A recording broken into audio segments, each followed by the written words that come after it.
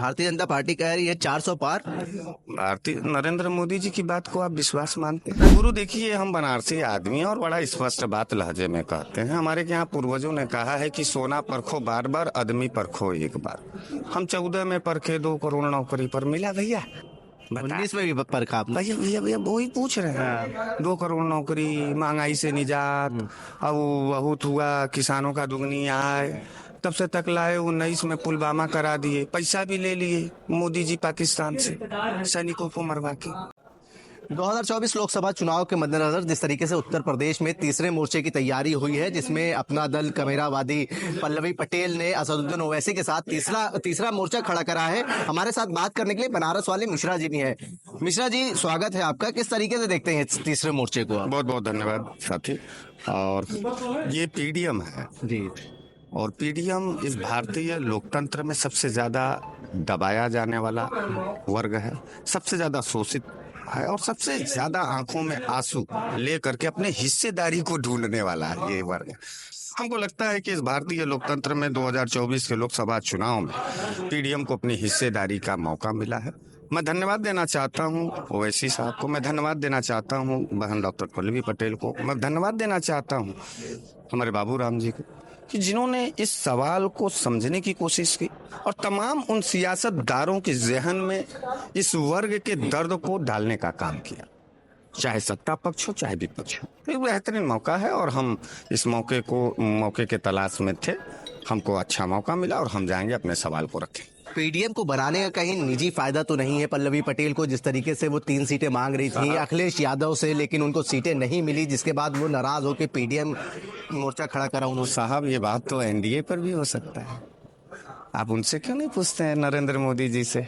40 दलों को लेकर के वो एनडीए बना सकते हैं, हम 3 दलों को लेकर के अपनी हिस्सेदारी नहीं मांग सकते। और हिस्सेदारी किस बात की? इस हिस्सेदारी तो अखिलेश यादव भी मांग रहे हैं ना पीडीए के जरिए। अखिलेश यादव जी कहाँ मांग रहे हैं? अखिलेश यादव जी मांगते तो डॉक्टर पल्लवी पटेल जैसे लीडर को वो इग्नोर करते हैं, एक महिला विधायक को, और आप ओवैसी साहब को इग्नोर कर देंगे। 20% की हिस्सेदारी है माइनॉरिटी की, उनके प्रतिनिधि को आप इग्नोर करते हैं। तो इंडिया गठबंधन ने इग्नोर करा है ना। आप देख सकते हैं बदरुद्दीन अजमल को नहीं लिया है, असदुद्दीन ओवैसी को नहीं लिया है, यहाँ पे आप देख सकते हैं पीस पार्टी को नहीं लिया है, उलमा काउंसिल को नहीं लिया। क्या वजह नजर आ रही है? पीडीएम की इंतजार थी नेताओं को, पीडीएम बन गया है, सबका हार्दिक स्वागत, अभिनंदन। देखिए, सवाल फायदा क्या, किसको पहुंचेगा फायदा पीडीएम बनने का? सर, हम व्यापारी नहीं हैं, हम अडानी अंबानी और गुजराती लॉबी के लोग नहीं कि व्यापार करने हैं। सर, हमारा प्लीज आप बात को समझने की कोशिश करें। नंगी होती हुई बहन बेटियों की तस्वीर अब नहीं देखी जाती, किसानों के छातियों पर गोली दागने का वो दृश्य अब नहीं देखा जाता। प्लीज बता, छात्र नौजवान साथियों का पेपर लीक होने के बाद आत्महत्या का वो दौर नहीं देखा जाता, इसलिए पीडीएम बनाया। तो इस बार भारतीय जनता पार्टी कह रही है 400 पार। भारतीय नरेंद्र मोदी जी की बात को आप विश्वास मानते हैं?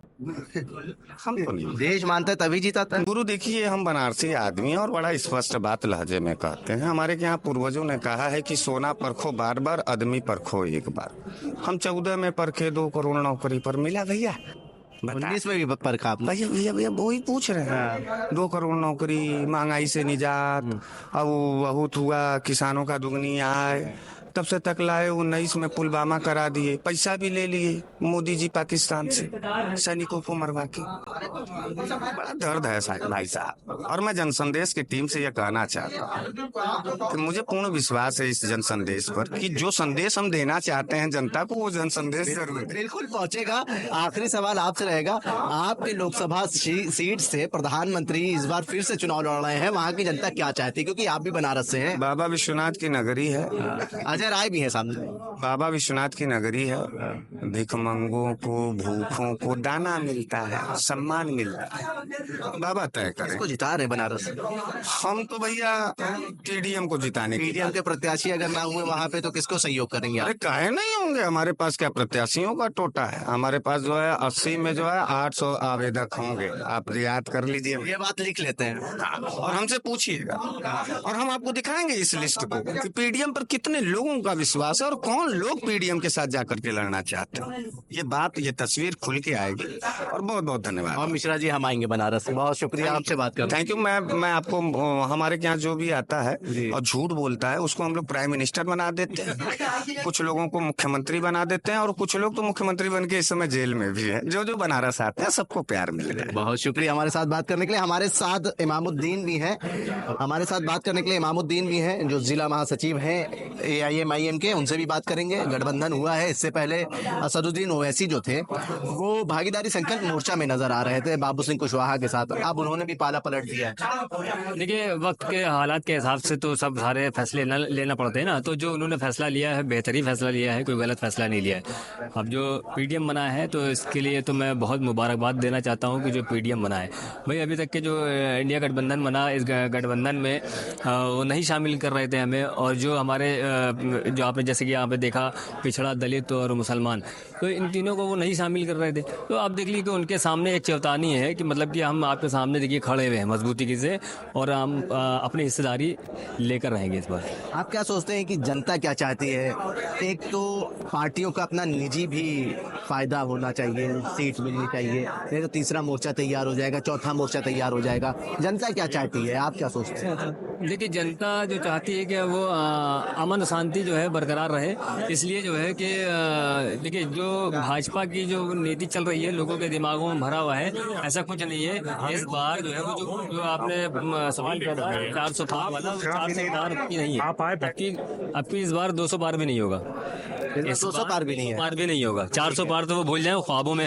और आप जानते हैं कि बड़े बड़े जुमले तो प्रधानमंत्री जी बोलते ही रहते हैं, और कोई नई बात तो है नहीं, क्योंकि नई बात बोली उन्होंने। ठीक है, और भी 15 लाख दिला सकते हैं और रात के 8 बजे नोटबंदी कर सकते हैं, तो वो सब कुछ कर सकते हैं जबान से। ठीक है, देखने वाली बात रहेगी। अपना दल कमेरावादी से जो लोग आए हैं, जो कार्यकर्ता हैं, उनके अंदर उत्साह है। कितना उत्साह है आप लोगों के अंदर? आज तीसरा मोर्चा बन के तैयार हुआ है, पल्लवी पटेल जो है वो नेतृत्व कर रही है। जी, उत्साह हम लोगों के अंदर बहुत ज़्यादा है, और इस बार तीसरा मोर्चा यूपी में बहुत अच्छा परफॉर्मेंस देगा।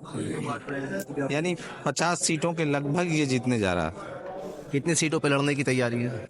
लड़ेंगे कम से कम 65-66 सीटों पे तो लड़ेंगे, पूरा गठबंधन लड़ेगा। उम्मीदवार मिलेगा? बिल्कुल, उम्मीदवार बहुत मिलेंगे। उम्मीदवार तो पार्टी में वैसे भी कार्यकर्ता बहुत है, लड़ने के लिए तैयार है। हाँ, उम्मीदवारों अब कांग्रेस के खातों को सीज करा जा रहा है, विपक्षी पार्टियों के बड़े नेताओं के ऊपर कार्रवाई करी जा रही है, वहां पे तीसरा मोर्चा बन के तैयार हुआ है, कैसे देखते हैं? ठीक है, अब उनका मामला तो वो जाने, और ये हम लोगों को तो अपने मतलब से मतलब है ना, तीसरे मोर्चे से मतलब है। कांग्रेस का मामला, भाजपा का मामला, हमसे क्या लेना देना। जहाँ सहयोग मांगेगी कांग्रेस या इंडिया गठबंधन, वहाँ सहयोग मिलेगा? नहीं, उनसे हमारा क्या मतलब रहेगा। यहाँ पे नामांकन हो गया है, आपके प्रत्याशी नहीं उतरेंगे, वहाँ पे क्या होगा? नहीं, उनसे हमारा कोई मतलब ही नहीं रह गया है। पहले था मतलब, अब नहीं रह गया है। वहाँ सहयोग मिलेगा इंडिया गठबंधन को या एनडीए को मिलेगा? उनसे हमको कोई मतलब नहीं। एनडीए को मिलेगा। जो मतदाता चाहेगा तो क्या वोट काटने के लिए बना है ये तीसरा नहीं, मोर्चा? नहीं, वोट नहीं, ये जीतने के लिए बना है। जीतने के लिए बना है। जी। ठीक है, बहुत शुक्रिया। देखिए किस तरीके से जो अपना दल कमेरावादी के और AIMIM के कार्यकर्ता हैं, उनके अंदर उत्साह देखने को मिल रहा है। अब लोकसभा चुनाव से पहले जिस तरीके से यहाँ पर तीसरा मोर्चा बन के तैयार हुआ है, वो साफ तौर पे ये दर्शाता है कि यहाँ पे उत्तर प्रदेश में अब जो लड़ाई है वो तिकोनी हो गई है। जन संदेश टाइम्स के लिए कैमरा पर्सन निशान खान के साथ आकिब मिराज खान लगे।